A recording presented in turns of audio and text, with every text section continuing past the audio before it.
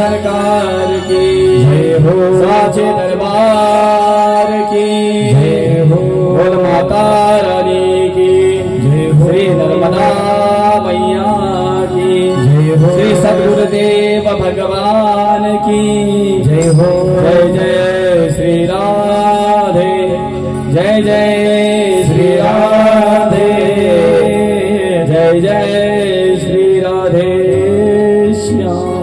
एक बार श्री प्रेम से बोलेंगे राधे राधे। अरे ना भाई, ऐसी आवाज हो तो ठाकुर जी आएंगे ही नहीं।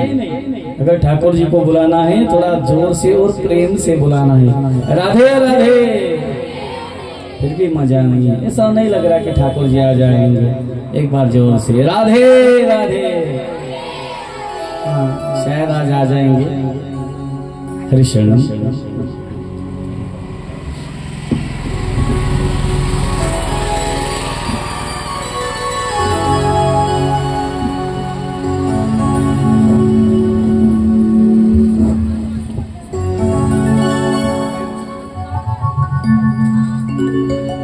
शास्त्री प्रेषिता वै दृष्ट्वा तन्महनद्भुतम्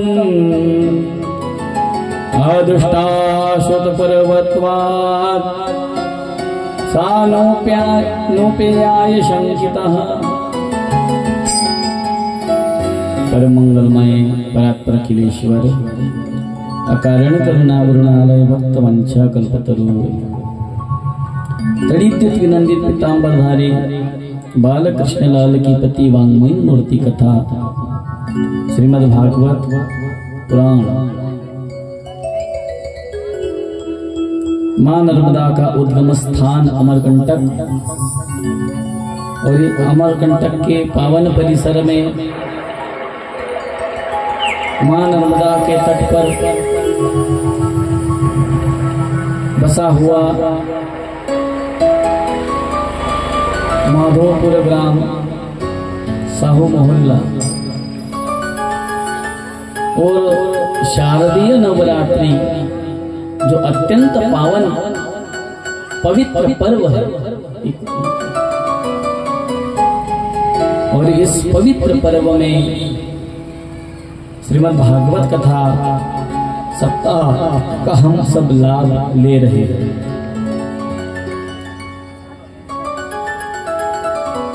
और कल हमने कथा के माध्यम से सुना कि भगवान नरसिंह का अवतार हुआ और भक्त प्रहलाद के रक्षण के लिए हिरण्यकश्यपु को समाप्त करने के लिए वो प्रकट हुए।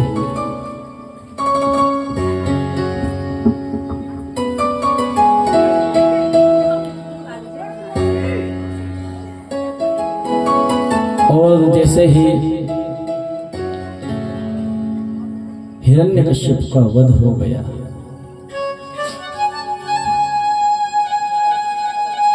भगवान इतने क्रुद्ध हो गए, इतने क्रुद्ध हो गए कि मेरे छोटे से भक्त को इसने इतना कष्ट दिया, इतनी तकलीफ दी। सभी लोगों ने शांत करने का प्रयास किया कि चलो भगवान शांत हो जाएंगे। आदमी को कितना भी गुस्सा आ जाए, अगर उसकी थोड़ी स्तुति कर दो ना, थोड़ी प्रशंसा कर दो, झूठी ही सही, तो खुश हो जाता है।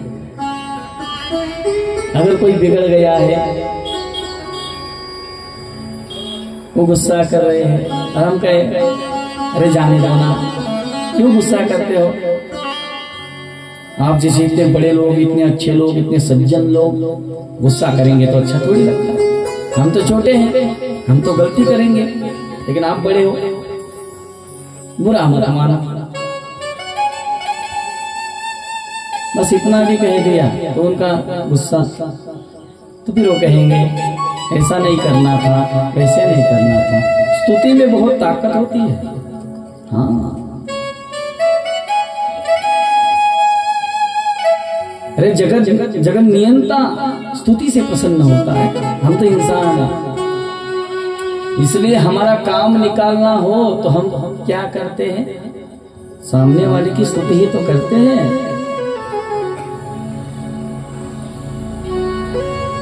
अगर पत्नी को पति से कुछ काम आ गया तो पत्नी सीधा थोड़ी ना बोलेगी लाओ 1000 रुपया लाओ, मुझे गोरखपुर जाना है या गाड़ा सराय जाना है। सीधा तो नहीं मांगेगी, और सीधा मुंह मांगा तो वो देंगे भी नहीं। उस समय स्तुति का सहारा लिया जाता है कि आप बहुत भले हो, आप बहुत अच्छे हो, आप बहुत सज्जन हो, आप इतने सज्जन हो, आपके मुंह में केवल क्या रहता है? राजश्री, भगवान का नाम रहता है। नाना प्रकार से स्तुति की जाती है। तो यहाँ पे भगवान की स्तुति करने लगे, लेकिन भगवान इतने गुस्से में थे, गुस्से से देखते ही वो बलून अपने आप फट गया।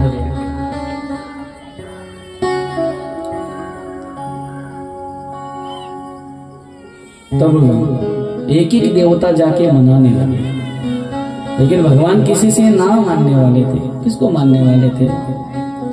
आखिर में लक्ष्मी जी को भेजा गया।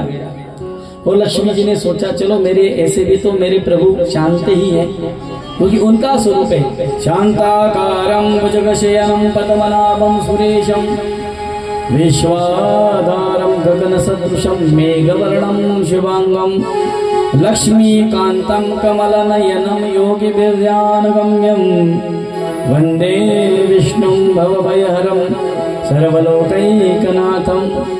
मेरे भगवान शांत है हर अवस्था में। भोजन में अगर नमक ज्यादा हो जाए सब्जी में तो जल मिला के खा लेते हैं, कम हो जाए तो ऊपर से डाल के खा लेते हैं, तेज ज्यादा हो जाए तो उसमें तेल मिला के खा लेते हैं, लेकिन कभी गुस्सा नहीं करते। इसे लक्ष्मी जी सोचती है। कभी कभार अगर उनके कपड़े धुलने रह जाते हैं तो अपने हाथ से धुल लेते हैं। ऐसे मेरे पति है विष्णु, और वो तो मुझसे बहुत प्रेम करते हैं, इसलिए मेरे पति तो मुझे देखते ही शांत हो जाएंगे। ऐसा सोचा। पति को प्रसन्न करना है तो क्या करना चाहिए? सुंदर श्रृंगार करना चाहिए। वैसे तो शास्त्र का नियम ऐसा है, माताओं को केवल 2 लोगों के लिए श्रृंगार करना चाहिए, केवल 2 लोग, एक परमेश्वर और दूसरा पति परमेश्वर, 2 लोगों के लिए। लेकिन कभी कभार ऐसा होता है, मतलब मुझे तो पता नहीं, सुनी सुनाई बात बता रहा हूं। देहातों में तो ठीक है, लेकिन जो माताएं शहरों में रहती है वो तो दिन भर यहाँ वहाँ डोलेंगी मतलब मार्केट में जाएंगी या कहीं घूमने जाएंगी, तो नाना प्रकार के वस्त्र वो पहनती है, अच्छे अच्छे बढ़िया बढ़िया वस्त्र पहनती है। लेकिन संध्या के समय जब पति अब ड्यूटी से घर आने वाले हैं तो उनके स्वागत के लिए बढ़िया से वस्त्र पहने सुंदर श्रृंगार करे खड़े रहना चाहिए, तो वो नहीं रहता है, सारा श्रृंगार बिखर जाता है, केश बिखरे हुए रहते हैं। यहाँ पे जो बिंदी रहती है ना, बिंदी कहीं चिपकी हुई रहती है, केश खोल के रख देते हैं, सारा श्रृंगार उतार के रख देते हैं, और वो एक वस्त्र पहन लेते हैं, क्या कहते हैं उसको, बोरी जैसा होता है, गाउन। हाँ ठीक है, यहाँ नहीं पहनते, शहरों की बात कर रहा हूँ। वो गाउन जैसा कुछ पहन लेते हैं, और जैसे ही पति घर पे आता है केश खोले गाउन, वो देखते ही डर जाता है, अरे कौन है, फिर बाद में सोचता है तो मेरी पत्नी है। मतलब श्रृंगार तो पति के लिए किया जाना चाहिए, लेकिन चलो कलयुग है तो लक्ष्मी जी ने सुंदर श्रृंगार, पहले तो लक्ष्मी जी सुंदर ही है, उसके बाद उन्होंने सुंदर श्रृंगार किया है और सुंदर श्रृंगार करके पूजा की थाली सजाई है। और पूजा की थाली सजाने के बाद लक्ष्मी जी भगवान के सामने आई है। और नियम ऐसा है कि आरती करते समय पैरों से प्रारंभ करते हैं और धीरे धीरे ऊपर बढ़ते हैं। तो चरणों की आरती करने लगी और चरणों की आरती करते ही उनको शंख चक्र गदा पद्म ये सारे चिन्ह दिखाई दिए। थोड़ा थोड़ा इको कम करो। लक्ष्मी जी ने जान लिया ये तो अपने ही पति है। थोड़ा सा ऊपर घुटने तक आई, धोती पहचान ली, यही तो पीताम्बर मैंने सवेरे धो के प्रेस करके इनको दिया था, बस ये तो मेरे ही पति है। छाती तक आई, भृगु जी की लात के चरण चिन्ह दिखाई दिए। अब तो पहचान लिया बस ये तो अब वही है। और जैसे कंठ तक आई, कौस्तुभ मुनि देखा तो अब पहचान लिया कि ये तो वही है। जैसे ही ऊपर आई सारा चेहरा बदला हुआ। अरे ये कौन है? मेरे पति तो ऐसे नहीं दिखते, मेरे पति तो रोज सेविंग वगैरह करा के ठीक से रहते, ये दाढ़ी बड़े हुए ये कौन है? जैसे ही नरसिंह जी का रूप देखा डर गई, पूजा की थाली वहीं फेंक के वैकुंठ में निकल गई। भगवान ने लक्ष्मी जी की बात नहीं मानी। सभी ने सोचा अरे ठीक है, अभी जिसके लिए मेरे भगवान आए हैं तो उसको सामने भेजना चाहिए। इसलिए प्रहलाद जी भगवान के सामने गए हैं। और जैसे ही प्रहलाद जी भगवान के सामने गए, प्रहलाद जी को देखा और बड़े लाड़ लड़ाए भगवान ने अपने पास लिया। जैसी गैया मैया अपने बछड़े को प्रेम करती है, प्रेम से पास ले लेती है, उस तरह से भगवान ने उनको पास में लिया, अपने गोदी में बिठाया। और सुंदर स्तुति प्रहलाद जी करते हैं। ब्रह्मादयः सुरगणा मुनयोऽथ सिद्धः सत्वैकतानमतयो वचसां प्रवाहि नाराधितुं पुरुगुणैर्द्वापि पिप्रू किं तुष्टुमर्हति समे हरिरग्रजात्। तब उन्होंने स्तुति की कि हे प्रभु, मेरी बुद्धि सदैव आप में रहे, क्योंकि ये बुद्धि का चक्कर ऐसा है, वो यहाँ से वहां से वहां डोलती रहती है, घूमती रहती है। अगर कुछ दुख आ जाए, कुछ परेशानी हो तो हम भगवान की अवश्य पूजा करते हैं, मंदिर में जाएंगे, जल चढ़ाएंगे, पूजा करेंगे, आरती करेंगे। और जैसे कि सब बढ़िया होने लगा, हम सबसे पहले भगवान को भूल जाते हैं और कहते समय नहीं मिलता, आई एम बिजी पर्सन, मैं बहुत बिजी चल रहा हूँ, मुझे समय नहीं है। और जब दुख होता है तो सबसे पहले समय निकाल के हम भगवान के पास जाते हैं। तो हे प्रभु, मेरा ऐसा कभी ना हो, मेरी बुद्धि सदैव आपके चरणों में, आपके भक्ति में लगी रहे। सुंदर ऐसी स्तुति उन्होंने की है। और वो कहने लगे, यदि राशि समय कामान वरांस्तम वरदर्शभ कामानां सत्य संदोह वतस्तु वृणेवराम। भगवान ने जब कहा अरे प्रहलाद मांग लो, मैं तुमसे प्रसन्न हूँ। प्रहलाद ने कहा मांग लो। अरे प्रभु, मैं तो आपका भक्त हूँ और भक्त भगवान से कुछ नहीं मांगते, मैं मजदूर थोड़ी हूँ। और शायद भगवान प्रभु में मांग लो ना, अज्ञानवश तो आपसे विनती है, आप मुझे कुछ मत देना। क्यों? अगर मैं कुछ मांगू तुझे तो मत देना मुझे, वरना आशिक नहीं मजदूर हो जाऊंगा मैं। उन्होंने कहा मैं मजदूर नहीं हूँ भगवान, मैं आपका भक्त हूँ, भक्त। और भक्त भगवान से कुछ नहीं मांगते, बिना मांगे ही भगवान सब कुछ दे देते हैं। और जब आप मिल गए हो तो दूसरे की क्या आवश्यकता, दूसरे की क्या आवश्यकता। दुनिया से भला हम क्या मांगे, दुनिया तो खुद ही भिखारिन है। मांगो उस मुरली वाले से जहाँ होता कभी इनकार नहीं। अगर कुछ मांगना भी है तो भगवान से मांगो, लेकिन मांगने की आवश्यकता नहीं, भगवान को सब पता होता है। तो हे प्रभु,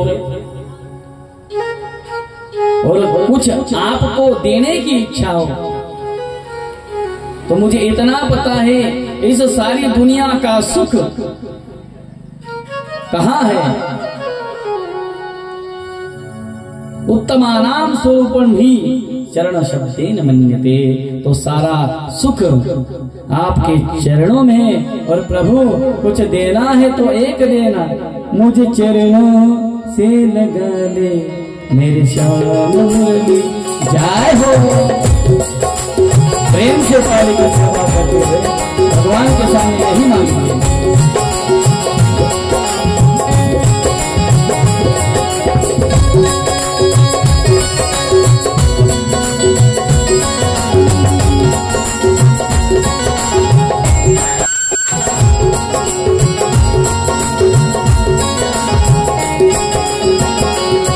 मुझे चरणों से लगा ले मेरे श्याम मुरली वाले, मुझे चरणों से लगा ले मेरे श्याम मुरली वाले।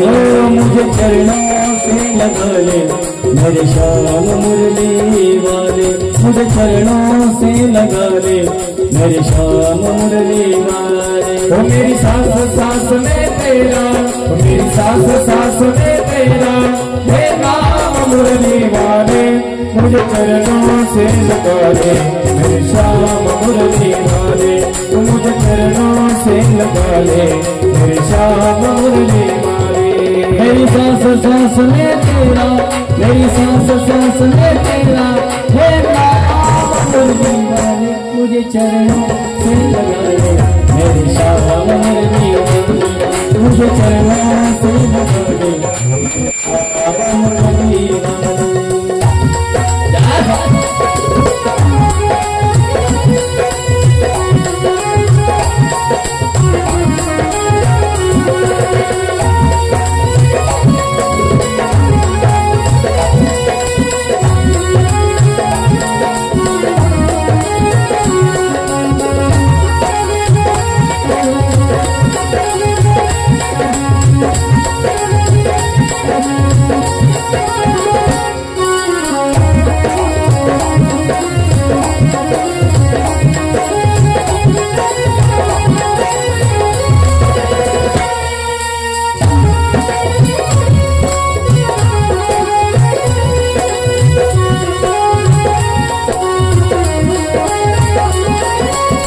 भक्तों की तुमने गाना विपदा में ताली, मेरे ही गाए थमो आके बिहार। भक्तों की तुमने गाना विपदा है ताली, मेरे ही गाए थमो आके बिहार। भक्तों की तुमने गाना विपदा है ताली, मेरे ही गाए थमो आके बिहारी। ओ बिगड़ी बना दी तुमने, ओ बिगड़ी बना दी तुमने मेरे श्याम मुरली वाले। मुझे चरणों से लगा ले मेरे श्याम मुरली वाले, मुझे चरणों से लगा ले मेरे श्याम मुरली वाले। मेरी सांस सांस में तेरा, मेरी सांस सांस में तेरा, हे नाम मुरली वाले। मुझे चरणों से लगा ले मेरे श्याम मुरली वाले, मुझे चरणों से लगा ले मेरे श्याम मुरली वाले।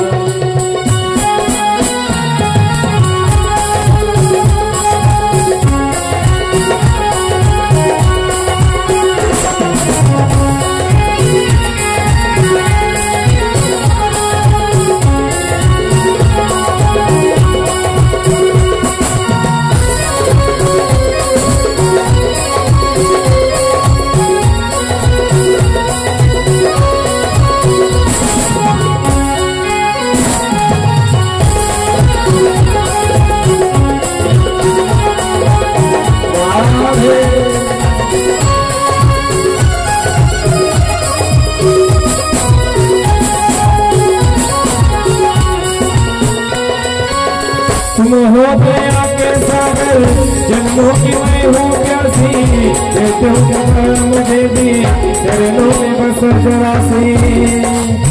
तुम हो दया के सागर, चरणों में हूँ दासी, दे दो जगह मुझे भी चरणों में।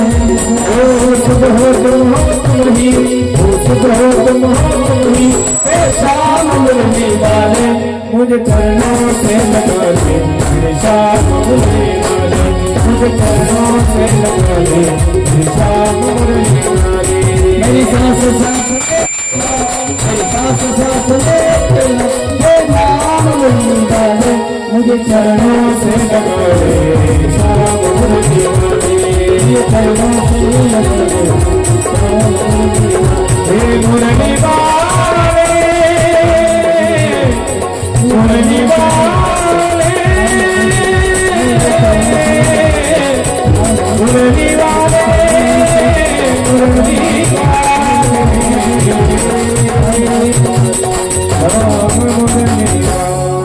एक बार से बोलेंगे राधे राधे। बस प्रभु आपके चरणों में स्थान मिले इतना ही चाहिए। भगवान ने कहा फिर भी मांगो। उन्होंने आप मुझे कुछ नहीं चाहिए। उस समय भगवान ने कहा कुरु त्वं प्रेत कार्याणि पितुपुत्रस्य सर्वशः मदंग स्पर्शनीनांग लोकन्यस्त्यास्ति सूत्रजः। भगवान कहने लगे अरे तेरा जैसा पुत्र जिस हिरण्यकश्यपु ने जन्म दिया है, मेरे स्पर्श से उसका उद्धार हो ही चुका है और उनको उत्तम लोक की प्राप्ति होगी।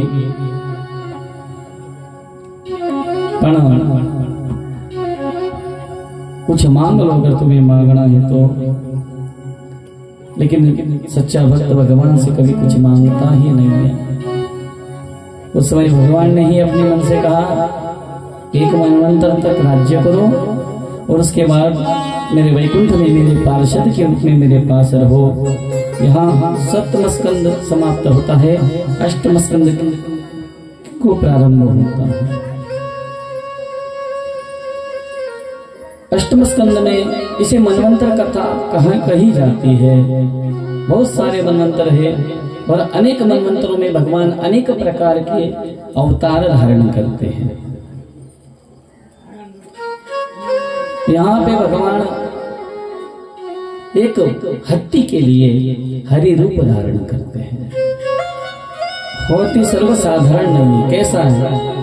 आसीद गिरिवरो राजम श्रीकुटमिश्रुतः शिरोदेनावृतं श्रीमान् योजनायुतमुस्थितः।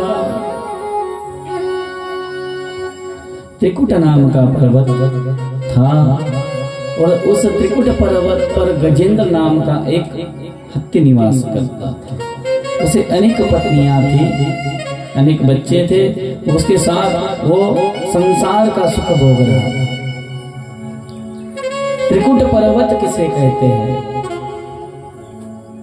त्रिकुट का नाम होता है सत्व रज तम। ये तीनों पर्वत ही हमारे जीवन के काम क्रोध लोभ ये त्रिकुट है और हम सब लोग इस त्रिकुट में ही फंसे हुए।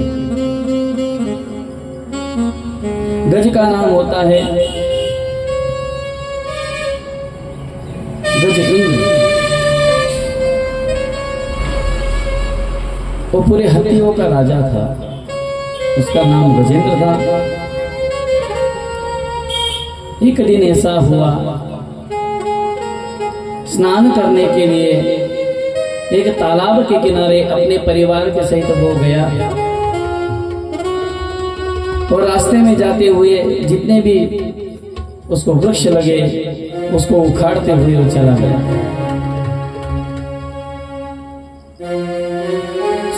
तालाब में उसने प्रवेश किया, स्नान कर रहे थे सब मिलके। तब उसको किसी ने पैर को पकड़ा है ऐसा आभास हुआ। लेकिन प्रारंभ में उसे ऐसा लगा अरे कोई होगा मेरा भक्त, मेरे पैर छुरा होगा जल में। लेकिन बाद में जब उसको तकलीफ होने लगी तो उसने सोचा कि कोई मुझे मारने का प्रयास कर रहा है, इसलिए उसने जल से बाहर निकलने का प्रयास किया, लेकिन वो जल से बाहर निकलने में असमर्थ था। इसलिए उसने अपने परिवार का सहारा मांगा। परिवार ने भी उसको सहारा दिया, लेकिन उसके सामने किसी की भी शक्ति नहीं चली, क्योंकि वो जो अंदर था वो नक्र यानी कि मगर था। परिवार ने बहुत दिनों तक प्रयास किया, लेकिन उसके बाद जब वो बाहर नहीं निकल रहे थे तो परिवार वाले सोचने लगे कि चलो ऐसे भी तो ये बूढ़ा हो गया, आज नहीं तो कल मर ही जाएगा, हम अपना सिर यहाँ क्यों खपाए, अगर ये बच नहीं पा रहा तो छोड़ दो, चलो अपना अपना निकलो। तब गजेंद्र कहने लगा, अरे मैं तुम्हारे लिए क्या नहीं करता था, और तुम मुझे अब छोड़ के जा रहे हो। तब उन्होंने कहा कि क्या करें, आपके लिए कितने दिन तक रुके। परिवार छोड़ के चला गया, बहुत दुख हुआ, लेकिन क्या कर सकते हैं। इसलिए शास्त्र कहता है, धनानि भूमौ पशवश्च गोष्ठे भार्या गृहद्वारे जनश्मशाने देहस्य कायां परलोक मार्गे कर्मानुगो गच्छति जीवैकः। धनानि भूमौ, कितना भी धन आपके पास होगा वो भूमि में रह जाएगा। अभी पहले के जमाने में भूमि में गाड़ के रखते थे, अभी तो वैसी सुविधा नहीं, अभी तो बैंक हो गए, बैंकों में भर भर के रखते हैं। लेकिन हम मर गए तो बैंक का धन बैंक में ही रहेगा, क्या हमारे साथ आएगा? नहीं आएगा। पशवश्च गोष्ठे, वो हमारे जो पशु है वो गोठे में ही रहेंगे। भार्या गृहद्वारे, पत्नी होगी तो वो आंगन तक आएगी, उससे आगे वो आ नहीं पाएगी, और पति होंगे तो स्मशान भूमि तक आएंगे। साथी है मित्र गंध के जल बिंदु पान तक, अर्धांगनी बढ़ाएगी केवल मकान तक। परिवार के सब लोग चलेंगे केवल स्मशान तक।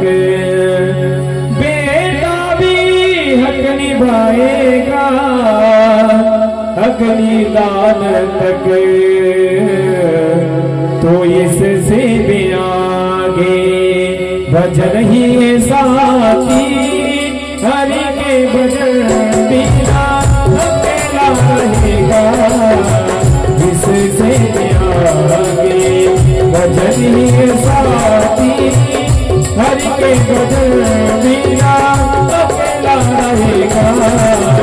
इससे ही आगे भजन ही साथी, भजन के बिना तो अकेला ही रहेगा। साथी है मित्र गंध के जल बिंदु पान तक, अर्धांगनी बढ़ाएंगे केवल मकान तक। परिवार के सब लोग चलेंगे स्मशान तक।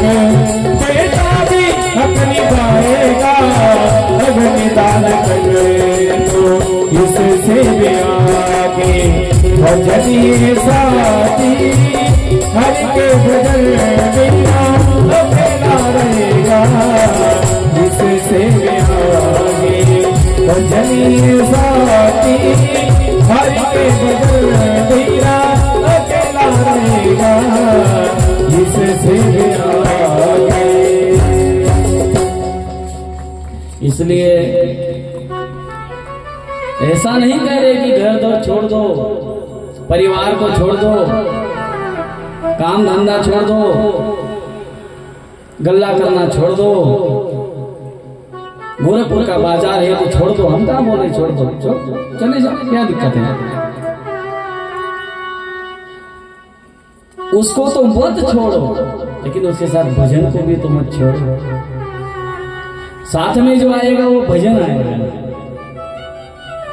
शरीर को पुष्ट करने के लिए भोजन की आवश्यकता होती है। शरीर को पुष्ट करने के लिए भजन की आवश्यकता होती है, और मन को पुष्ट करने के लिए भजन की आवश्यकता है। भोजन और भजन ज्यादा अंतर नहीं है। जितना हम भोजन को महत्व देते हैं, उतना हम भजन को कभी महत्व नहीं देते। हमें बहुत सारे लोग पूछते हैं, महाराज आज भोजन में क्या बनाए? पनीर की सब्जी बनाए, और क्या होता है, खीर बनाए। लेकिन मैंने आज तक, मुझे 14 सालों में कथा करते हुए एक ने भी नहीं पूछा कि महाराज भजन कैसे करें।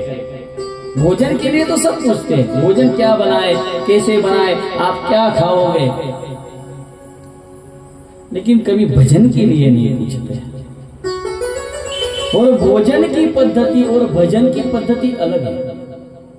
यहाँ का तो ज्यादा पता नहीं मुझे, लेकिन ज्यादातर पद्धति एक जैसी होती है। जल्दबाजी में भजन किया जाता है और फुर्सत में भोजन किया जाता है। अगर आप किसी के यहाँ पे जाओगे ना,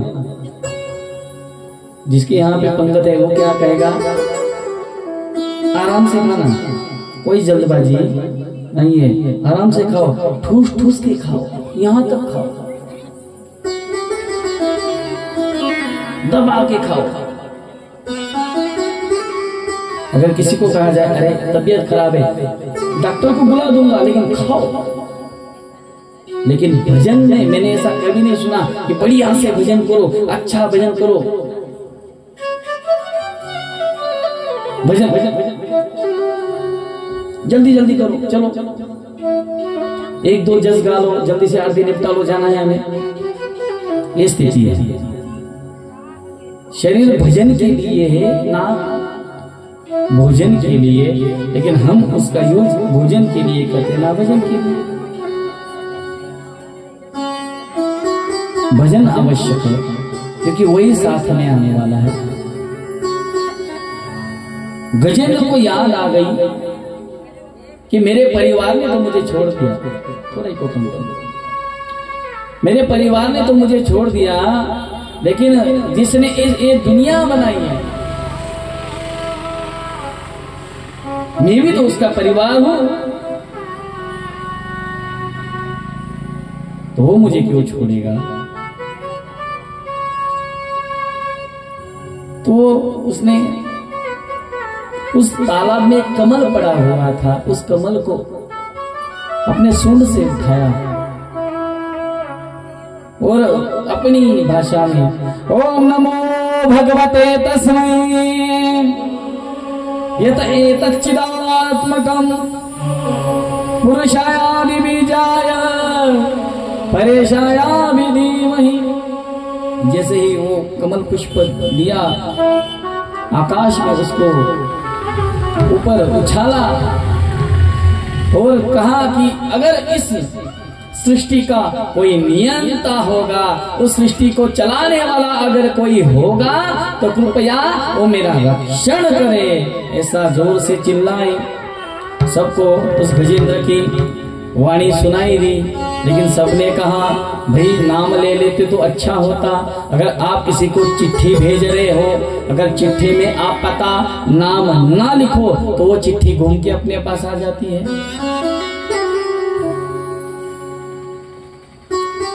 उस समय भोलेनाथ जी ने सुना, देवी जी ने सुना, सबने सुना।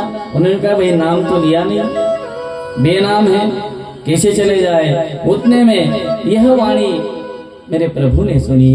प्रभु जी दिन भर के थके हारे वैकुंठ में आए। लक्ष्मी जी कह रही थी गरम गरम बना के रखा था, पूड़िया कचौड़ी जो होगा वो ठंडा हो गया, आप कहीं पे भी निकल जाते हो, चलो बैठो जल्दी से थाली सजा के रखी है। और जैसे ही विष्णु जी अभी भोजन ग्रहण करेंगे, उतने में ही उस गजेंद्र की वाणी उनके कानों को सुनाई दी और प्रभु उठने लगे। उठते ही लक्ष्मी ने पूछा कहाँ जा रहे हो? और केवल इतने गति से भगवान गजेंद्र के पास चले गए, केवल ह बोल पाए, ती बोलते वक्त वो तो गजेंद्र के पास चले गए। ह कहे लक्ष्मी, ती कहे गजराज, आगे चले बंदूक पीछे निकले आवाज। इतने जोरों से हाथी कहने को कितना समय लगता है? 2 घंटा। हाथी ऐसा तो नहीं होता है। हाथी हाँ कहते, हाँ लक्ष्मी ने केवल हाँ सुना, ती कहाँ सुना। इतने जोरों से आ गए, उस कमल पुष्प को भगवान ने स्वीकार लिया और फिर गजेंद्र ने भी पहचान लिया। और गजेंद्र सुंदर स्तुति करता है, एवं गजेंद्रम उपवर्जितम निर्विशेषम ब्रह्मादयो विविध लिंग विदाभिमानो नैते दोपसुसूर तत्राखिलामरमयो हरिराविराशित।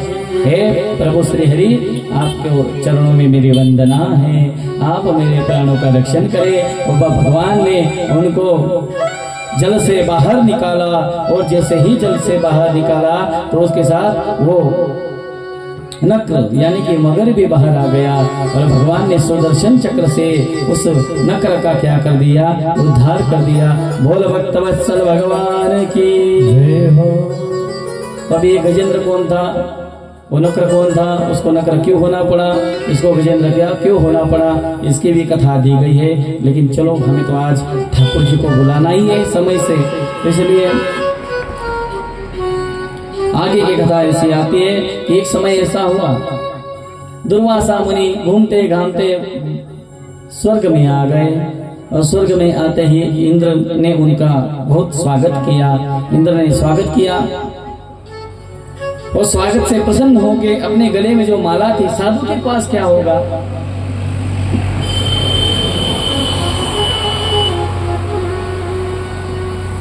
उनके पास ना रुपया है ना पैसा है, उनके पास केवल भगवान का नाम है, गले में माला है, दूसरा क्या है?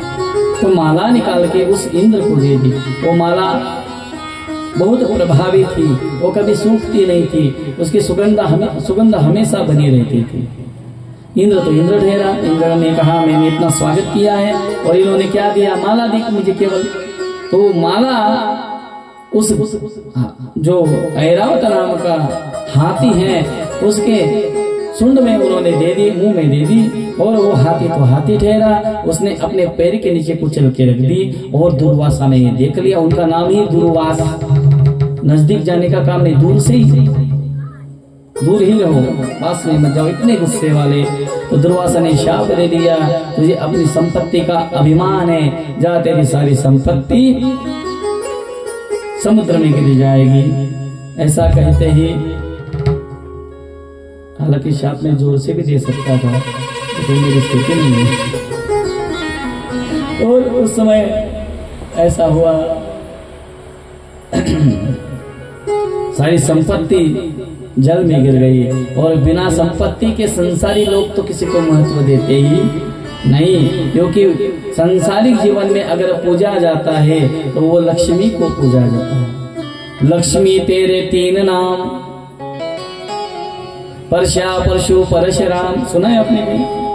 अगर किसी परशुराम नाम का अगर लड़का है लेकिन वो निर्धन है, उसके पास पैसा नहीं है, तो उसको उसके नाम से पुकारा नहीं जाता। उसको क्या कहा जाता है? परशा कहा जाता है। और लेकिन वो थोड़ा धन कमा ले तो उसको परशु कहा जाता है। लेकिन तो वो बहुत बड़ा धनवान हो जाए तो उसको परशुराम सेठ कहा जाता है। हमें जो लगता है ना कि हमें लोग मानते हैं, हमें लोग जानते हैं, हमें लोग पहचानते हैं, अरे वो आपको नहीं मानते, आपके पास जो है ना उसको मानते हैं। उसके बाद जब तक हम वो स्थिति में है तब तक हम पूर्व होने के बाद हमें कोई नहीं मानता। इसलिए उसकी संपत्ति चली गई, उनको दुख हुआ। उन्होंने भगवान से प्रार्थना करी। भगवान ने कहा कि एक काम करो, समुद्र मंथन करा लो। समुद्र मंथन में जो कुछ निकलेगा बांट लेना, क्योंकि तुम भाई भाई हो और भाई भाई में तो बंटवारा होना ही, बोलिए, चाहिए। घर का बंटवारा होना चाहिए और धन का बंटवारा होना चाहिए, खेत का बंटवारा होना चाहिए, प्रेम का भी बंटवारा होना चाहिए ना। बहुत सारे लोग हाँ बोले होना चाहिए, कर लो भाई, और नहीं भी बोलोगे तो भी करने ही वाले हो।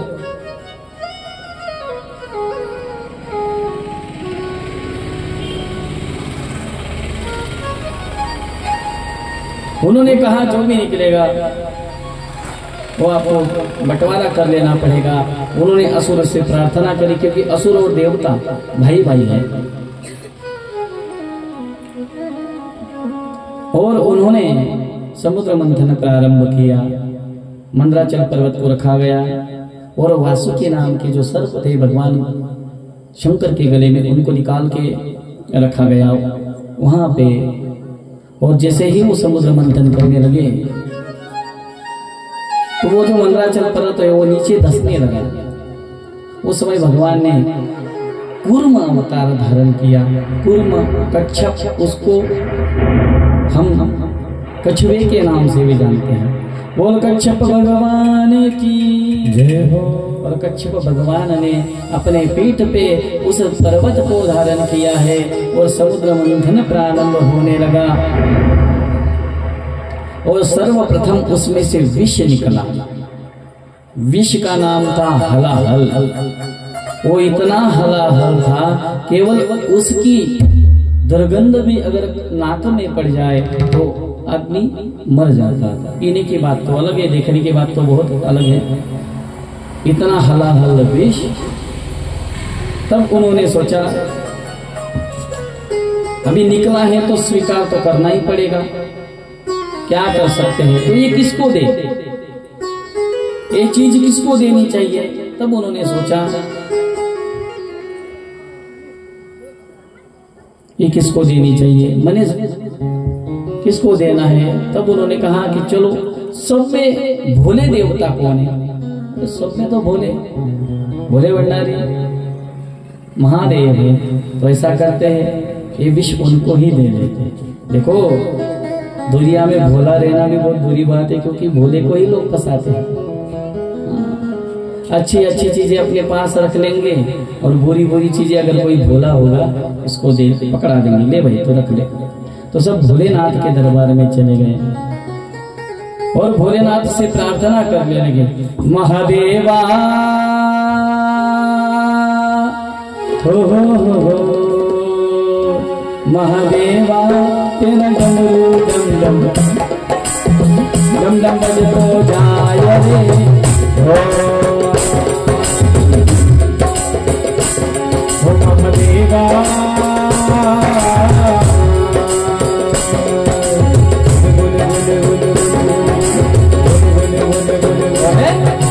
भोला है भंडारी सवारी शंभुनाथ रे, शंकर नाथ रे, शंभुनाथ रे। मेरा भोला है भंडारी करता नंदी की सवारी। मेरा भोला है भंडारी करता नंदी की सवारी। भोलेनाथ रे, शंकर नाथ रे।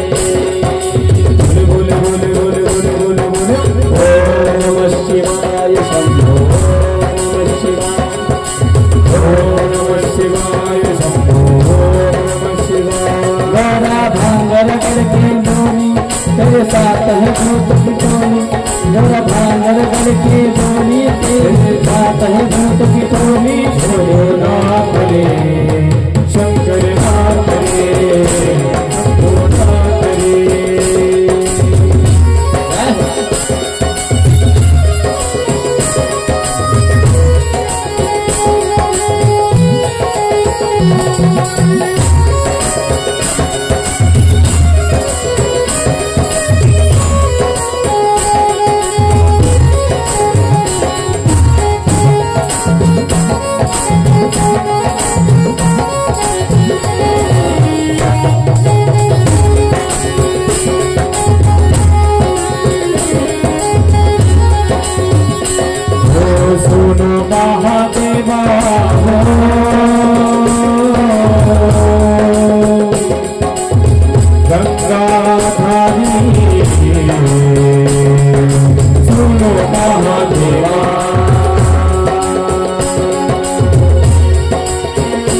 मेरा बोला है भंडारी करे नंदी की सवारी शंभुनाथ रे शंकर नाथ रे शंभुनाथ रे।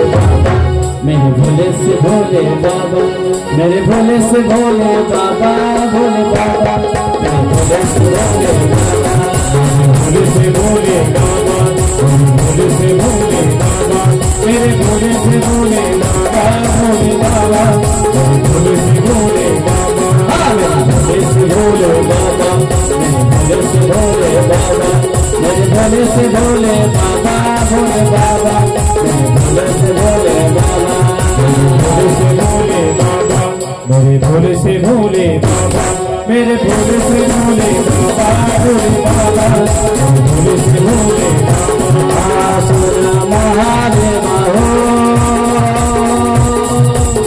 जटा गंगाधारी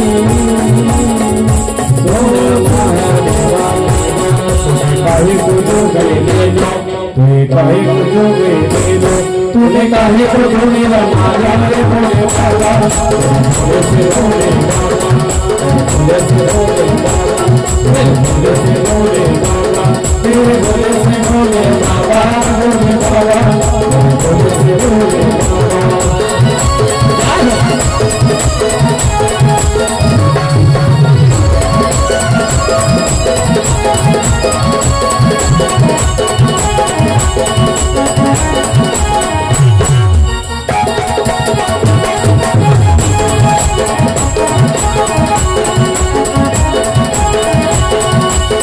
महादेवा भगत करे सुनो महादेवा तेरी लीला है अजब निराली तेरी लीला है अजब निराली तेरी महिमा कोई न जाने रे भोले बाबा भोले से भोले बाबा भोले से भोले बाबा तेरे भोले से भोले बाबा भोले बाबा भोले से भोले बाबा।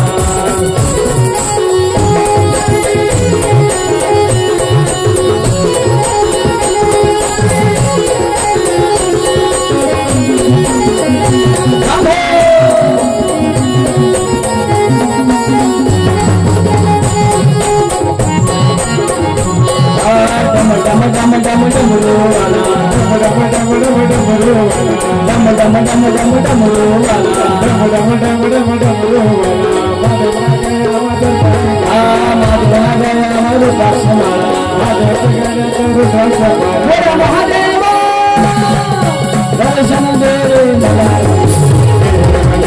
महादेवा तीसरा दौरा दर्शन दे महादेवा तीसरा दौरा दर्शन दे महादेवा तीसरा दौरा दर्शन दे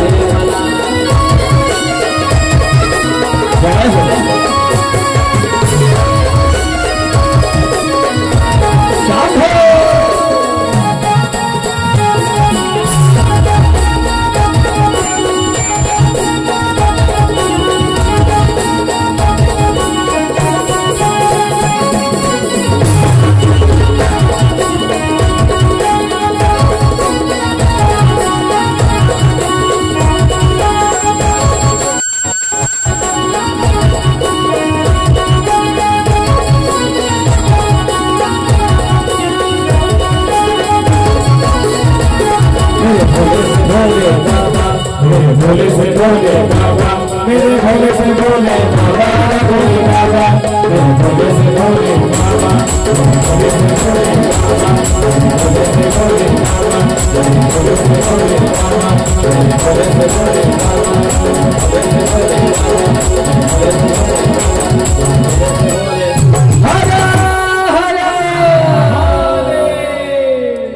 और इसी प्रकार से स्तुति की है भगवान की। भोलेनाथ को कहा है, हे प्रभु कर्पूरगारम करुणावतारम संसार सारम भुजगेन्द्रहारम सदा वसंतम हृदयारविंदे भवम भवानी सहितम नमामि। हे प्रभु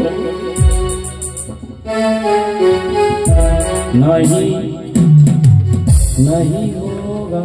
तो इसी प्रकार से स्तुति की है भोलेनाथ की। भोलेनाथ देखो भाई 4 बज गए, भोलेनाथ प्रसन्न हो गए। भोलेनाथ जी ने कहा कहो क्या है?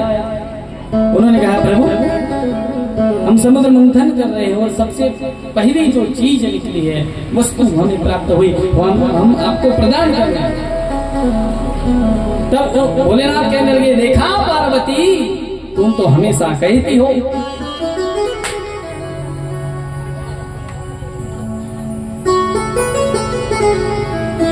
हमें भी भक्ति करनी चाहिए, नहीं तो हम कभी ऐसे फूट जाएंगे पता नहीं। जितना बच सको बच लो, जितना अच्छा खा सको खा लो पी लो, बस भगवान की भक्ति करना है। पता नहीं हम ऐसे फूट जाएंगे और भूल जाएंगे।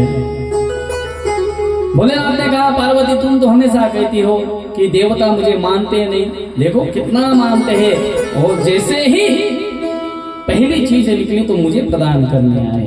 पार्वती जी ने कहा इतना खुश मत होइए, पहले देख तो लीजिए क्या लाए हैं। पुरुष लोग जल्दी से खुश हो जाते हैं, माता जी माता उतनी जल्दी नहीं देखती है सारी चीजें, क्या है कैसे है किस तरह से। देख तो लो प्रभु, क्यों इतनी जल्दबाजी में पड़े हो? बोला ठीक है देख लेते उसमें क्या है। और जैसे ही प्रभु ने देखा क्या था, हल विष भरा था। देखिए प्रभु विष लाए हैं आपके लिए, पियो।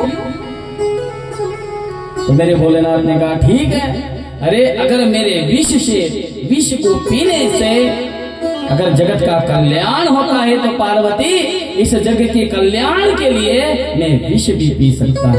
इसमें क्या बड़ी बात है। और भगवान ने उस विष को पी के अपने गले में कंठ में अवरुद्ध कर लिया। भगवान का कंठ नीला हो गया और भगवान का नाम हो गया नीलकंठ। बोल नीलकंठेश्वर भगवान की। भगवान का एक नाम हो गया नीलकंठ, साहू नहीं नीलकंठ।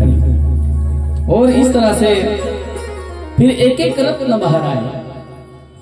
पारिजातक निकला है, ऐरावत निकला है, उच्च श्रवा नाम का घोड़ा भी निकला है, अप्सराएं भी निकली है, मदिरा भी निकली है, सारी चीजें।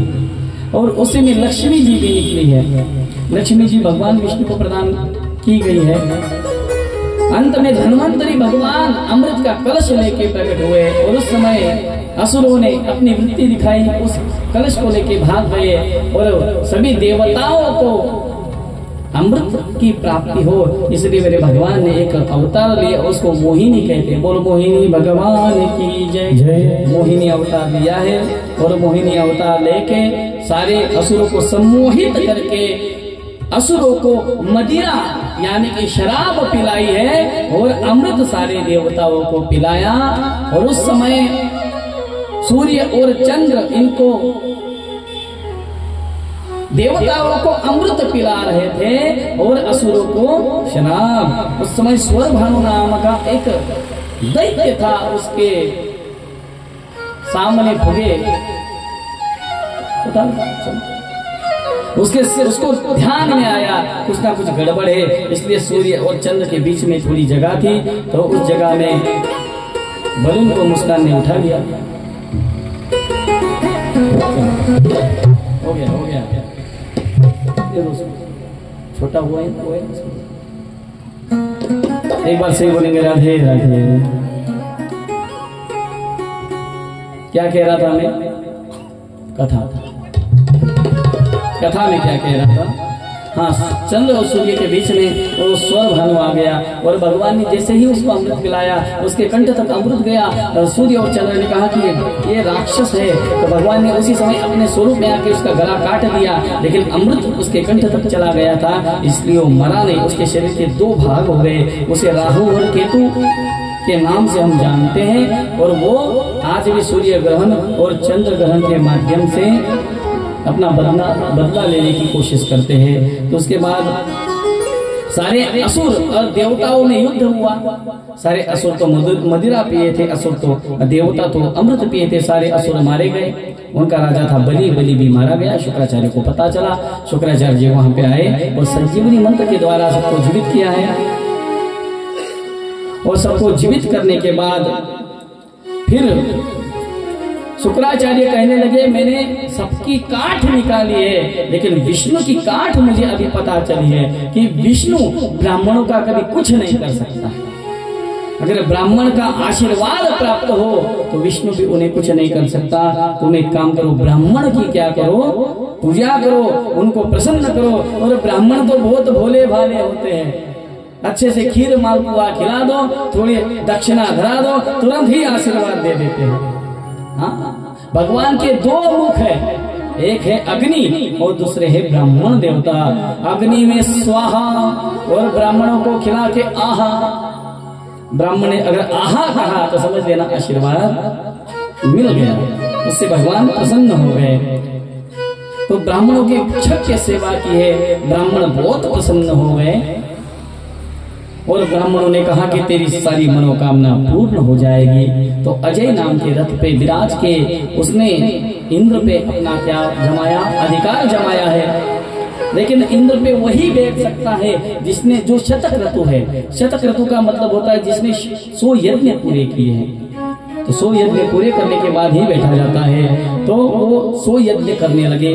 99 यज्ञ पूरे हो गए, समय कम है ना, तो 99 पूरे हो गए और अभी 100वां यज्ञ प्रारंभ होगा। यहाँ पे देवताओं की माता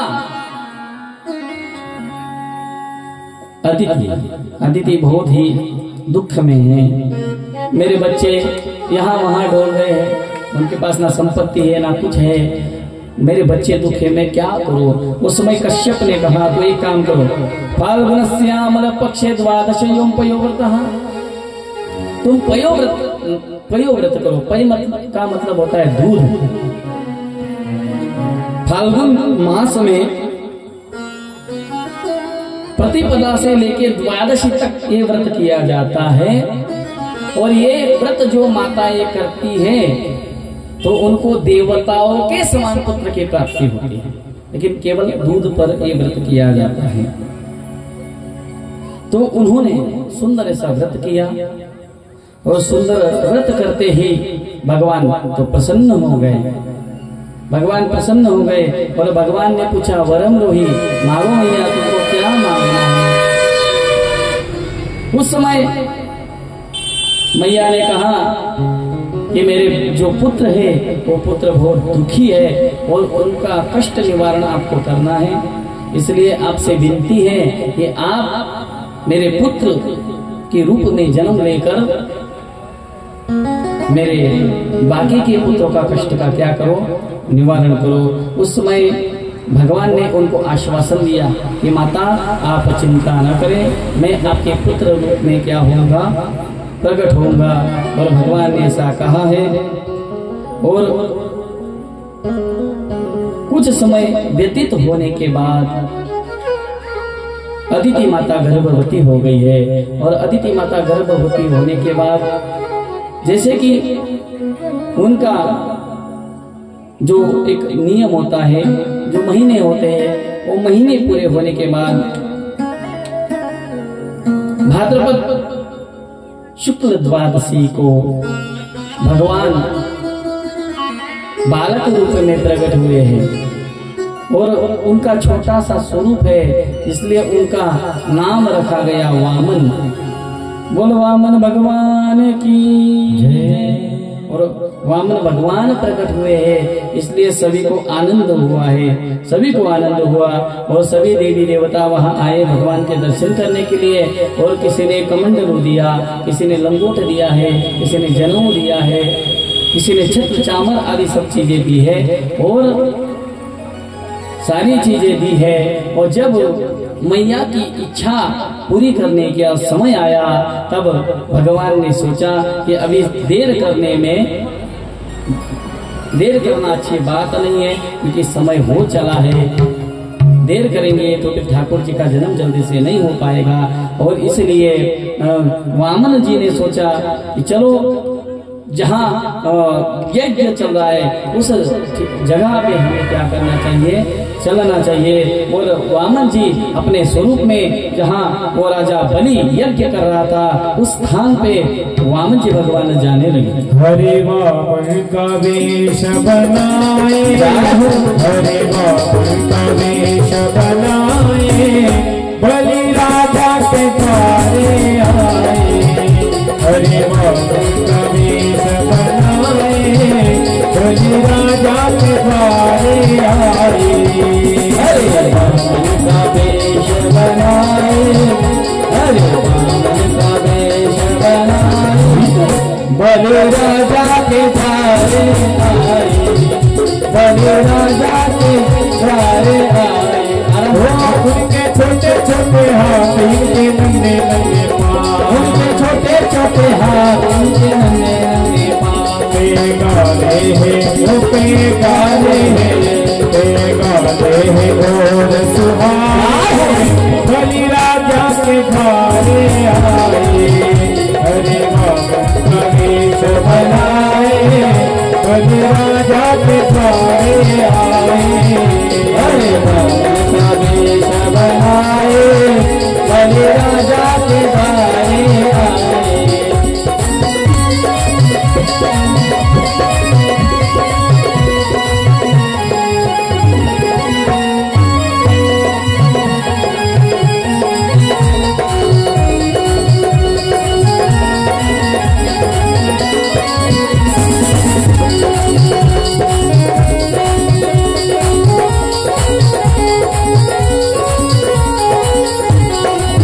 झोली बंदे पड़ी गले में माला सजी, झोली बंदे पड़ी गले में माला सजी। वो ब्रह्मचारी का, वो ब्रह्मचारी का, ब्रह्मचारी का रूप बनाए, बलि राजा के द्वारे आए।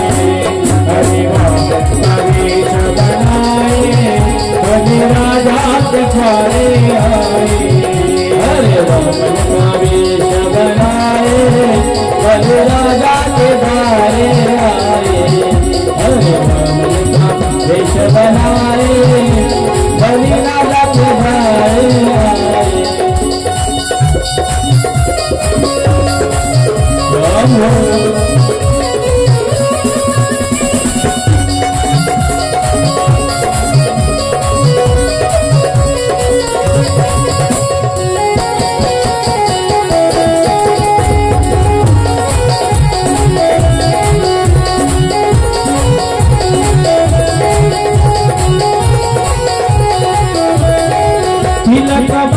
सुहाए सिर पे चोटी बनाए, माता के सुहाए चोटी बनाए, सुहाए सिर पे चोटी बनाए, सुहाए सिर पे चोटी बनाए। हाथों में कमंडलो सुहाए, हाथों में कमंडलो सुहाए, बलि राजा के द्वारे आए। बलि राजा के द्वारे आए, बलि राजा के द्वारे आए। बोल वामन भगवान की हो।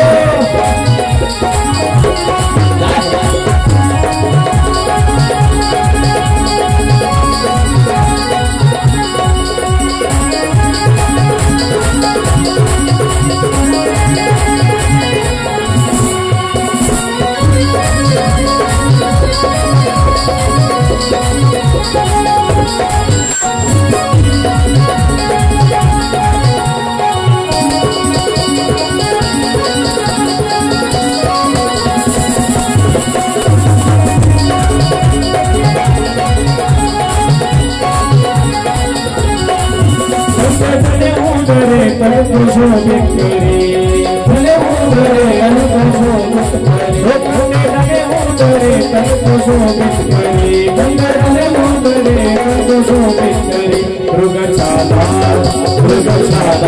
गल में दबाए, बलि राजा के द्वारे आए, बलि राजा के द्वारे बनाए, बलि राजा के द्वारे आए, बलि राजा के द्वारे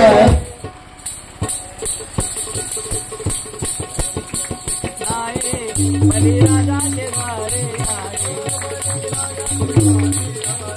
वामन का वेश बनाए, जब दिखलाई ना आए तब तकड़े से ही बजाए, बलि राजा के द्वारे आए, वामन का वेश बनाए, अब जोरों से ताली बजाए, जब तक लाइट यहाँ न आए, वामन का वेश बनाए, जल्दी से गंगे पर चलाए, वामन का वेश बनाए, वामन का वेश बनाए, वामन का वेश बनाए, वामन का वेश बनाए, वामन का वेश बनाए,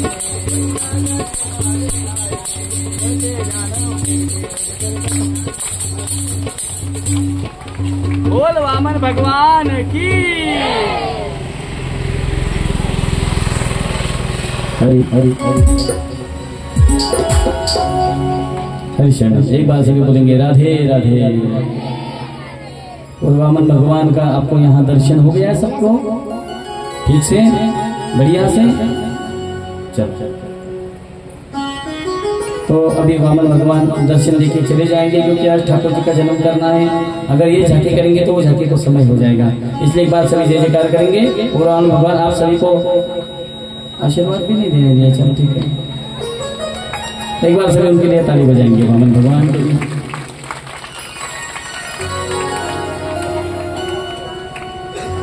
हम ऐसा करते हैं, आज तो ठाकुर जी का जन्मदिन है, आज 8 भी बज जाए तो मुझे पता है कोई जाने वाला, जिनको जाना था वो गोरखपुर चले गए, इसलिए एक थोड़ा माता रानी का जस गाएंगे। आप अपने स्थान पर सभी खड़े हो जाएंगे। जिसको आनंद लेना है किसी से मत डरो, बस ले लो आनंद, बात खत्म। जिसको नहीं लेना है उसको जाने दो। चलो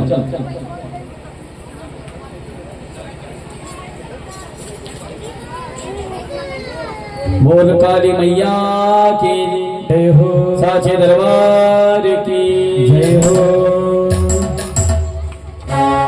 जिसको आनंद लेना है ले लो, किसी की फिक्र मत करो। जय हो।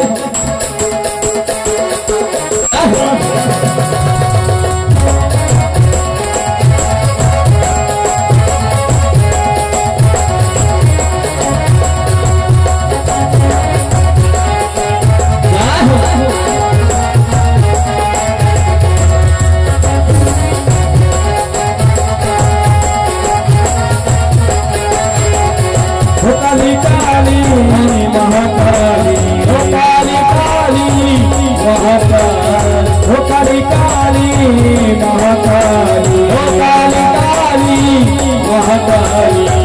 काली काली अमावस के रात में काल निकली भैरव के साथ में, काली काली अमावस की रात में काल निकली भैरव के साथ में, अमावस के रात में काल निकली भैरव के साथ में, काली काली अमावस की रात में काल निकली है भैरव के साथ में।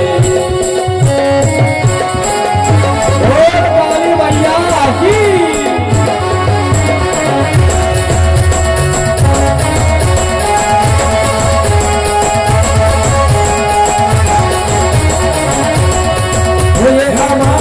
रात बनी काली, वो अमावस की रात बनी काली, घूमने निकली माता महाकाली, घूमने निकली माता महाकाली। वो अमावस की रात बनी काली, घूमने निकली माता महाकाली, माधव का कुंडली हाथ में, माधव का कुंडली हाथ में, काली काली बाबा वसती हाथ में, काली काली बाबा वसती हाथ में, काली है भैरव के हाथ में, काली काली बाबा वसती हाथ में, काली है भैरव के हाथ में।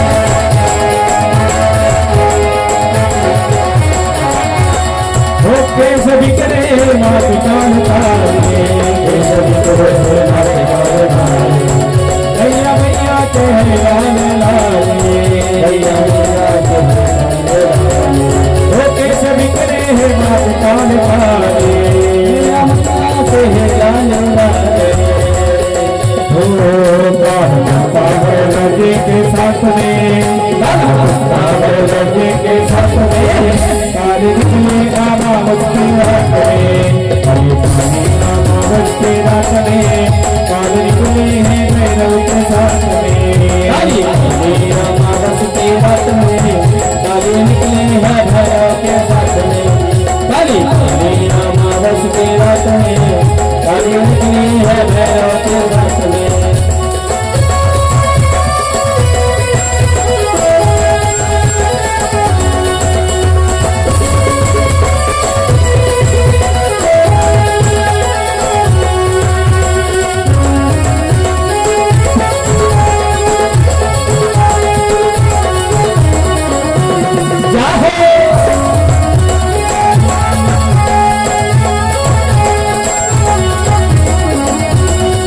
रूप भैरव जी ने काला काला, रूप भैरव जी का काला काला, ये तकिया है काली लाला, ये भैया काली लाला लाला,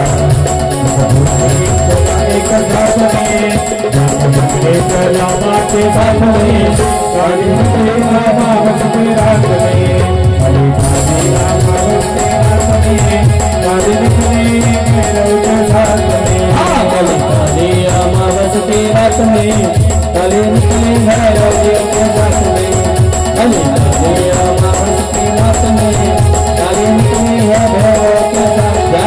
वो काली काली महाकाली, काली काली महाकाली, वो काली काली महाकाली, काली काली महाकाली, वो काली काली बाबा वसती रात में, काली काली बाबा वसती रात में, निकले हैं भैरव के साथ में,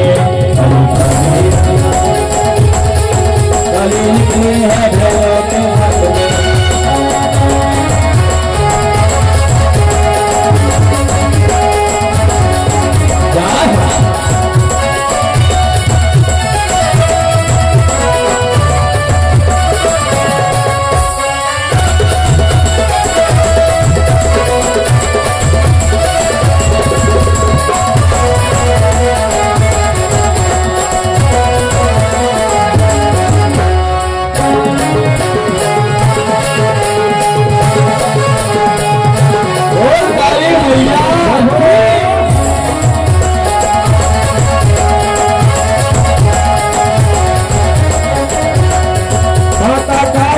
मुझे निकले ज्वाला, माता काली के मुझे निकले ज्वाला, मेरे बेने फूलों की माला, पहले मोती माला, ओ माता काली के मुझे निकले ज्वाला, मेरे निकली है ज्वाला, मेरे बेने मुंडों की माला, मेरे पहले मुंडों की माला, हे रुपकार तेरा है रात में, रात साथ में, काले निकले हैं भैरव के साथ में, काली काली बाबा वसती रात में, काले निकले हैं भैरव के साथ में, काली काली बाबा वसती रात में, काले निकले हैं भैरव के साथ में, काली काली बाबा वसती रात में, काली निकले हैं भैरव। जय हो।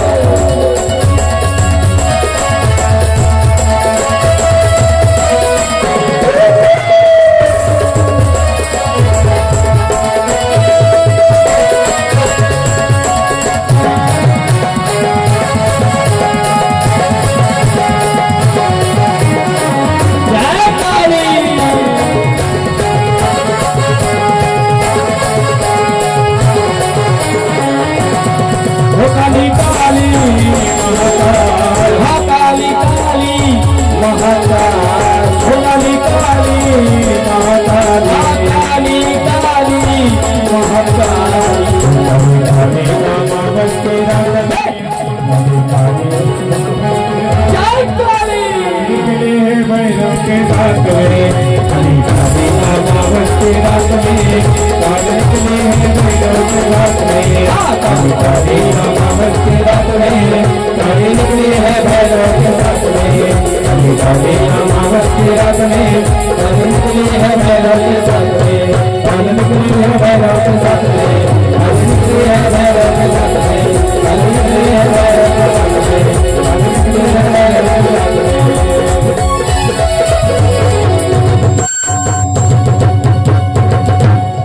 बोल काली मैया की जय काली।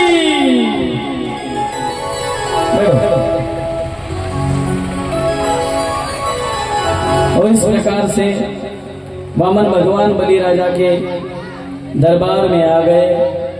बलि राजा ने जैसे ही वामन भगवान को देखा, ऐसा दिव्य स्वरूप, उनको लगा अरे इतना दिव्य बालक। और उस दिव्य बालक को देखा और पूछा कि आपको क्या चाहिए। प्रणाम किया पहले तो, क्या चाहिए। भगवान ने कहा मैं तो संतुष्ट हूँ, मुझे कुछ नहीं चाहिए। और ब्राह्मण को हमेशा संतुष्ट होना चाहिए, नहीं तो उसका ब्राह्मणत्व नष्ट हो जाता है। मैं तो हमेशा संतुष्ट हूँ। फिर भी आपको क्या मांगना है बताइए। भगवान ने कहा मेरे पास तो सब है, क्या आवश्यकता है। फिर भी अगर तुझे कुछ देना है तो एक ले। भगत भर दे रे जोगी तेरे द्वार खड़ा भगवान। भगत भर दे रे जोगी, भगत भर दे रे जोगी। वो तेरा द्वार खड़ा भगवान। भगत भर दे रे झोली, भगत भर दे रे झोली। तेरा होगा बड़ा एहसान के जुग जुग रहेगी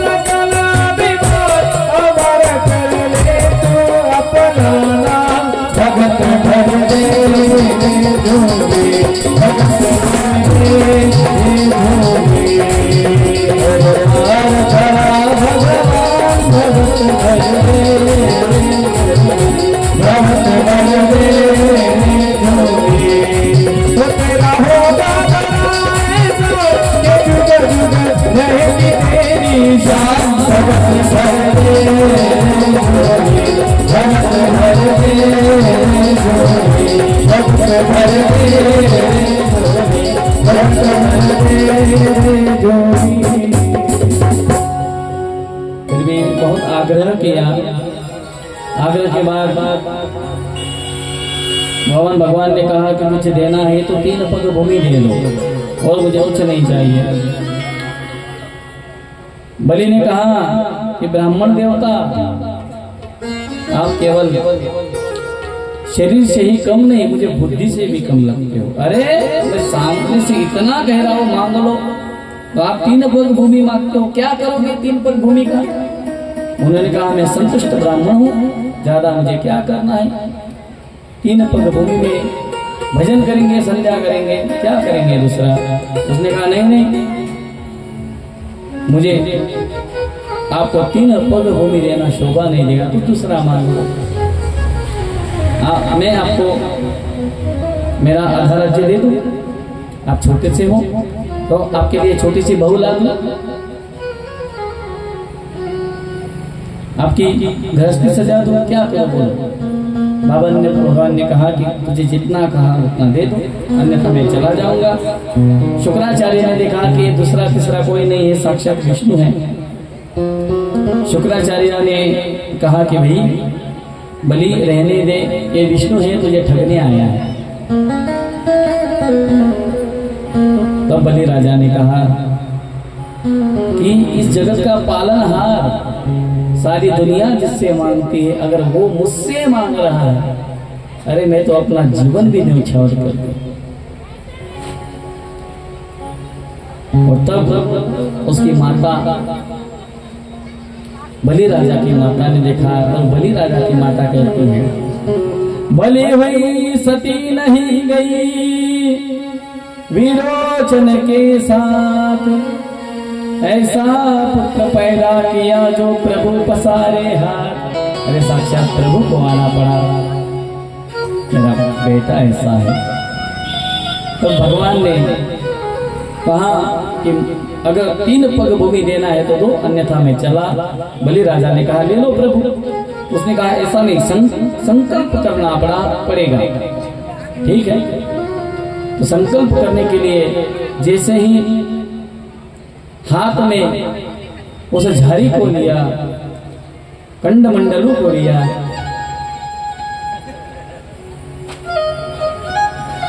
कमंडल उठाया और कमंडलों में उस झारी को जैसे ही उठा के अपने हाथ में जल लेने लगे तो शुक्राचार्य ने छोटा सा स्वरूप धारण किया। उस झारी के मुंह के पास आके उस जल को उन्होंने रोक लिया। उस समय भगवान तो सब पहचानते ही है, तो भगवान ने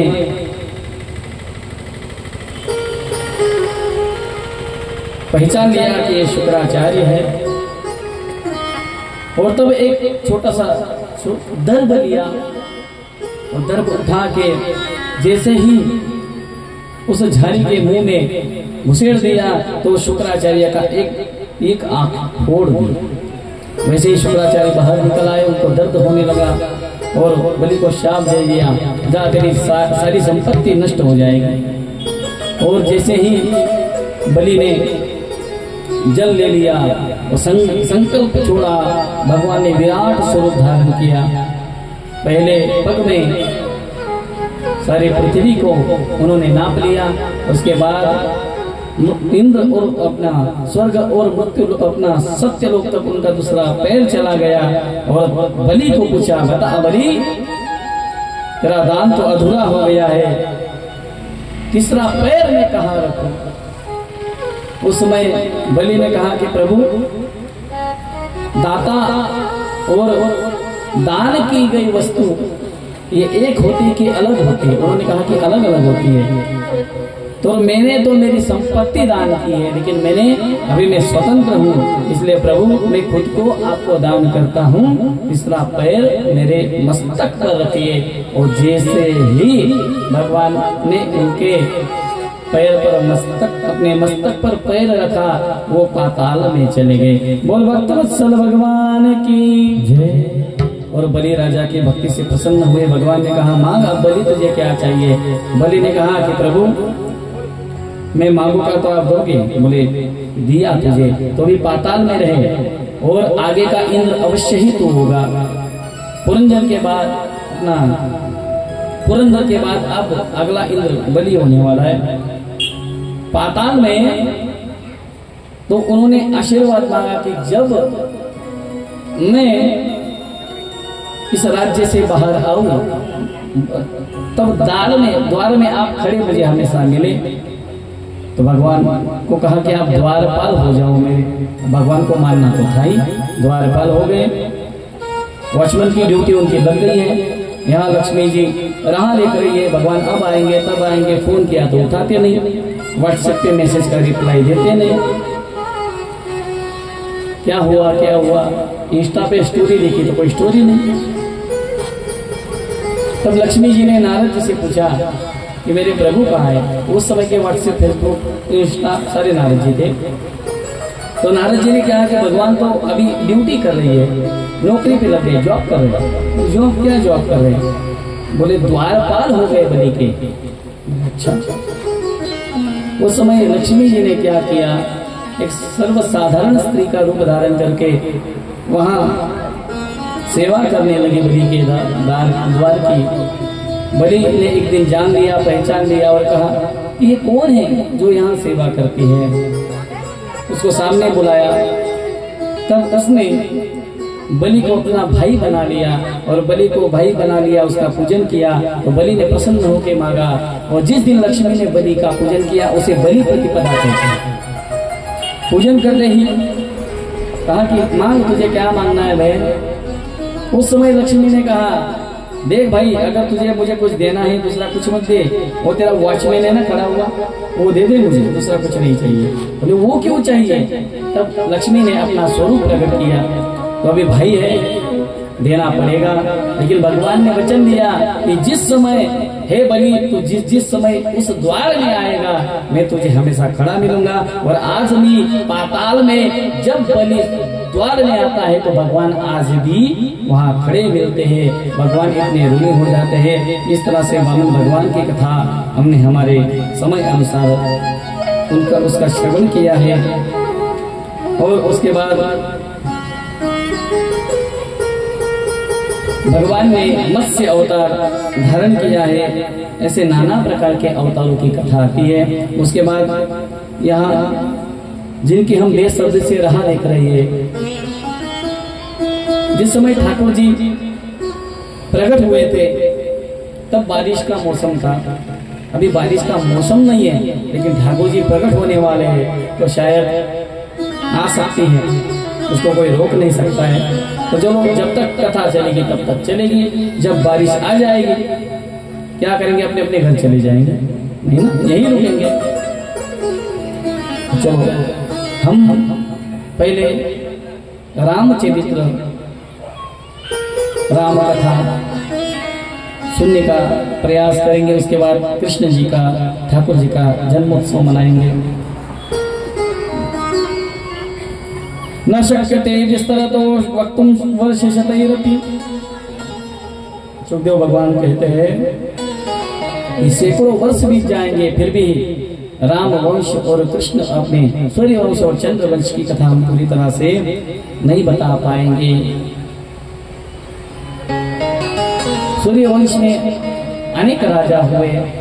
उनके वंश में अम्बरीश नाम के राजा हुए, जिन्होंने एकादशी व्रत करके भगवान को क्या किया है? प्रसन्न हो किया है। ऐसी कथा आती है। वहीं अम्बरीश के वंश में सगर नाम के राजा होते हैं। उनके 60,000 पुत्र होते हैं, लेकिन वो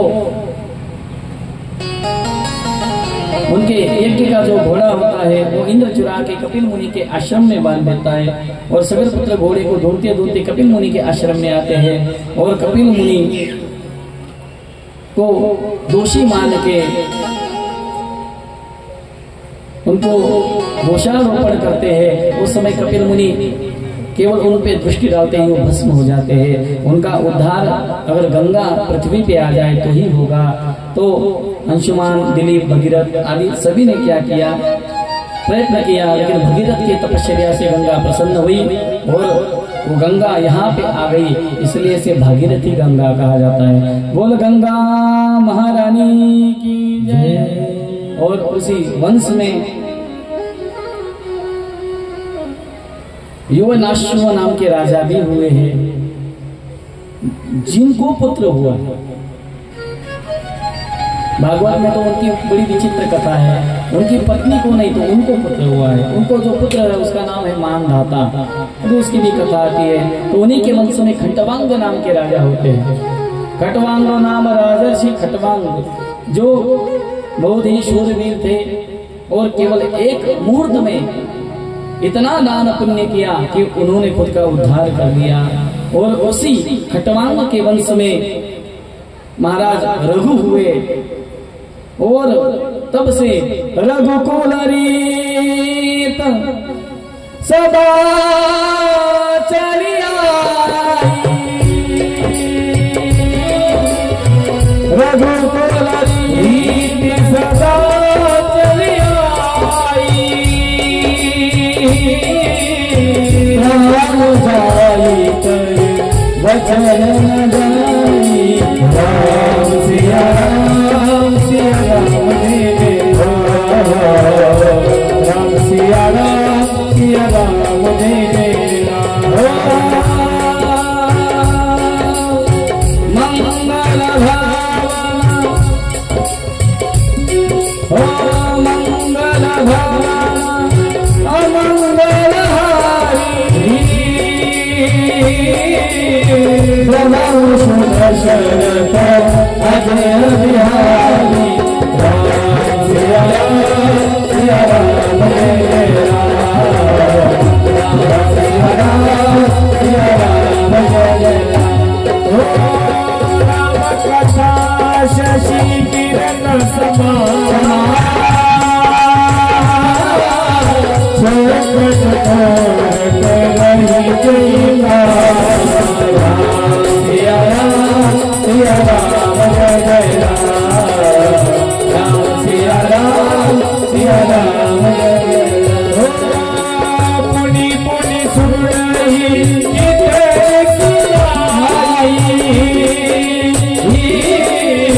दिल की प्यास बुझे न बुझाई, राम सिया राम जय राम, राम सिया राम जय राम। और इस प्रकार से रघुकुल में राजा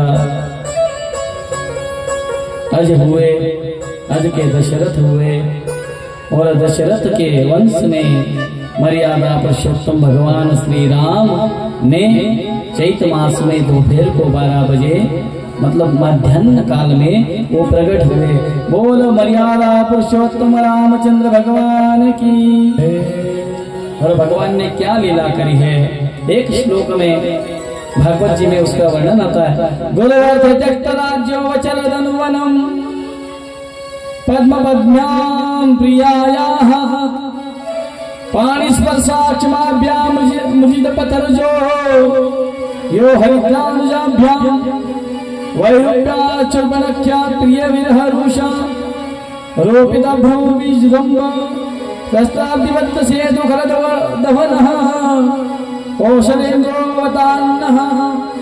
तो भगवान राम, अब राम कथा इतनी मीठी है, इतनी प्यारी है, इतनी अच्छी है कि राम कथा सुनाने के लिए 9 दिन का समय चाहिए कम से कम। कितने? 9 दिन। और अपने पास कितना समय है? 9 मिनट भी अपने पास नहीं है, तो अभी क्या राम कथा सुनाए। जितनी भागवत जी में सुनाई है उतनी सुनाए, एक श्लोक में सुनाई है तो एक श्लोक में ही सुनाए। तो भगवान राम ने क्या किया, तो अपने पिता के वचन पालन के लिए राज्य को छोड़ के भगवान वन में चले गए। और भगवान के चरण अत्यंत सुकुमार, अत्यंत कोमल हैं, लेकिन उन सुकुमार चरण कमलों को भी भगवान वन में लेके गए, कांटे में चले, लेकिन अपने पिताजी का वचन उन्होंने क्या किया, सत्य किया। और भगवान हनुमान जी का सहाय लेते हैं, क्योंकि सीता मैया का अपहरण किया जाता है।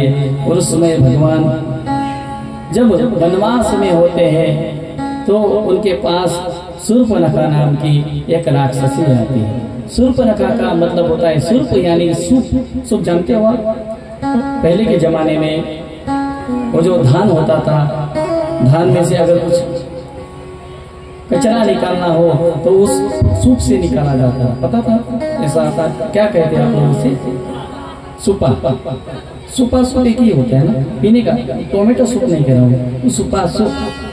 तो सुपा कितना होता है? इतना सा होता है ना सुपा, कितना हो? इतना सा होता है, बड़ा होता है। तो सुपा को ही संस्कृत में शुर्प कहा गया है, शुर्प। और नखा, नखा का मतलब क्या होता है? नख। जिसके नख वो सुपा की तरह बड़े हैं वो शूर्प नखा है। यहाँ पे किसके किसके बड़े हैं नख? जितने जितने बड़े हैं वो शूर्प नखा की भतीजी है। किसी किसी के इतने बड़े यहाँ पे तो नहीं, लेकिन है किसी किसी के। अगर उनको नाक भी खुजानी हो तो हाथ उठाने की आवश्यकता नहीं, बैठे बैठे ऐसे खुजा लेती है। इतने बड़े नख कभी रखने नहीं चाहिए, वो शूर्पणखा के लक्षण है। तो शूर्पणखा झूठ बोली, भगवान से विवाह की विनती की। भगवान ने कहा मेरी तो भाई शादी हो चुकी है, लक्ष्मण जी के पास जाओ। लक्ष्मण जी ने कहा मैं तो नौकर हूँ, तुम मालकिन होना चाहती हो या नौकरानी? उन्होंने कहा मैं तो रानी हूँ, मुझे तो नौकरानी नहीं होना। जाओ राम जी के पास। राम जी लक्ष्मण जी के पास, लक्ष्मण जी राम जी के पास। बार बार भेजते, उसको सीता जी को देख के गुस्सा आया, उसने सीता जी को प्रहार करने के लिए गई, तब लक्ष्मण जी ने उनकी नासिका को काट दिया, यानी नाक को काट दिया। और जिस स्थान में शूर्पणखा का नाक कटा है, नाक को संस्कृत में नासिका कहते हैं, और जिस स्थान में नाक कटा है वो नक कटा हो गई, उस स्थान को नासिक कहा जाता है, जो महाराष्ट्र में आता है।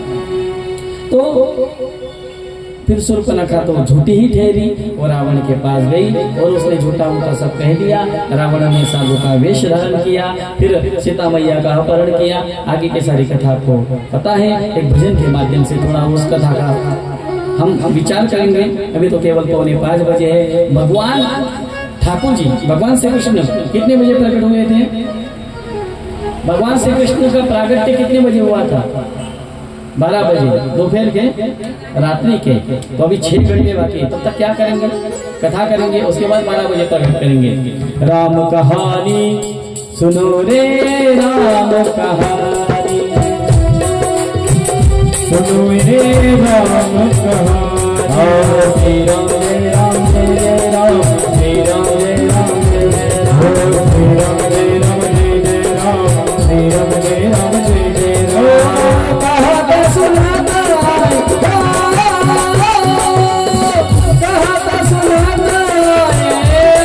में पानी, राम कहानी सुनो रे, राम कहानी, राम कहानी सुनो रे, राम कहानी।